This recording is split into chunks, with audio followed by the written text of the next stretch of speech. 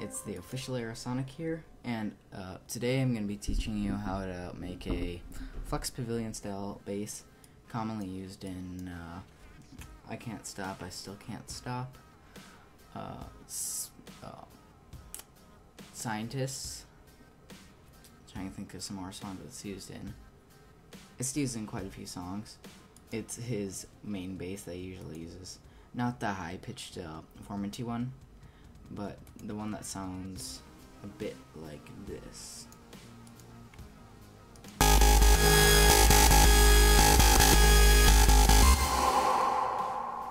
Like this.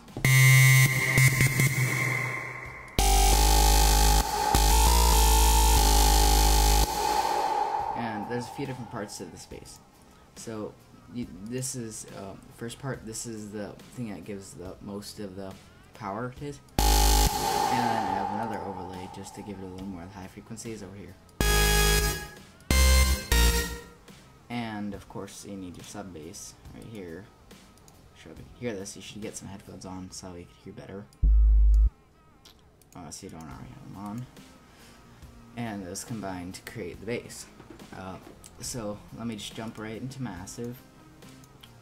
And I'm not going to use any other external plugins other than Massive. So call this Flux. First oscillator, you're going to have Modern Talking, 100%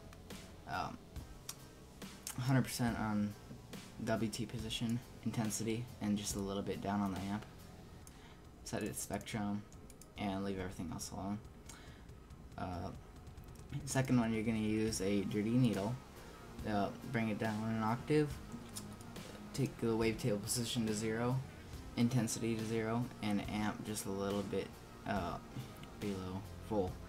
Third oscillator, you're going to choose a sine square and have the wavetable position all the way to 0, intensity 100, and amp to just a little bit above 100. Bring it down an octave and leave the rest the same. Now we're going to add our Modulation Oscillator, which is going to put a little bit of phasing onto our second oscillator. So set this, not second oscillator, the first oscillator. Set the first oscillator, and you're going to take envelope 1 and drop it onto intensity of this, and then phase of this. And we're going to jump into our first envelope, and it just needs to be set like this, with just a little bit of release at the end. Next I'm going to move to the effects, because the effects are really important. You need to grab a teletube right here. Keep drive just a little bit above 3 o'clock, not 3 o'clock, 9 o'clock. Dry wet just above a little bit on 9 o'clock. You're going to turn on a dimension expander to give it a little more of dimensions. Turn down the size and make it a couple notches up, and dry wet, keep it about 1/3. We're going to go to our EQ, increase the low shelf, increase the boost, and increase the highs about half as much as the low shelf. And this is just the main bass right here. So that's what we did with that. And a very important thing, if you have played this and it doesn't sound similar, remember you have to hit File, New Sound before you start, because when you first load up Massive, it initializes a different sound than it would when you hit New Sound. So now let's go into the second bass, which is the higher pitch thing right here. Now this one's a lot more simple in my mind. You grab a poly saw one and you set the wave tail position to 0. Keep on spectrum, increase the intensity to full, bring down the amp a little bit. Second oscillator, you're gonna grab Cicada. I'm not so sure how to pronounce that. Have the wavetable position just a little bit above 0 at 9 o'clock, and keep everything else the same. Make sure that when it's usually set like this, make sure you have the intensity on full. Then we're gonna mess with the modulation, which gives a lot to the sound. So we're gonna set the ring mod to oscillator 2. Keep it at about 10, 11 o'clock, and then turn on phase. Now, never mind, we don't need phase for any oscillators. So we go to position, set it the same as the ring mod, and put it on oscillator 3. Keep this at 0, and we're going to move to the effects. We're going to add a classic tube, and we're going to keep the dry wet just a little bit above 50%, drive 50%. We're going to turn on a reverb, bring down the dry wet to 11 o'clock, size 9 o'clock, density 2 o'clock, and color 10 o'clock. We're going to keep our EQ. We're going to boost the low shelf to almost the 330, not 330, 3 o'clock.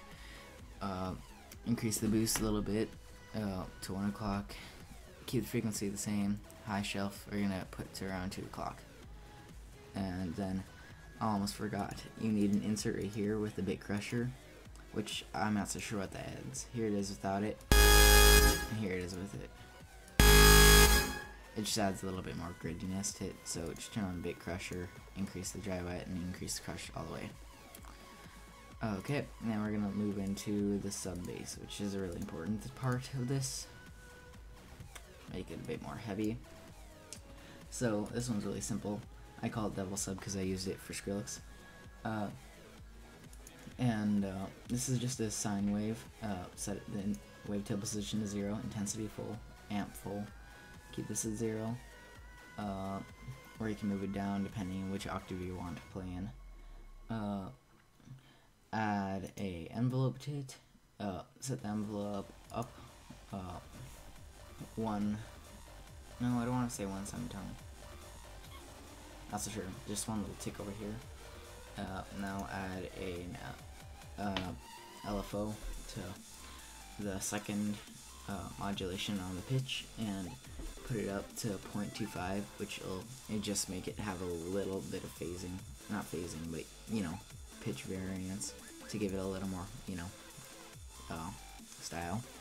Go to the 4th envelope, make sure this is all the way back and this is all the way back, so that way it hits and it just goes done instead of having any sustain or anything of that sort. Not sustain, but release. And leave everything else the same. If you want to, you can add a low pass 4 and take off the cutoff like that, take down the resonance, or add an EQ and bring down the high shelf.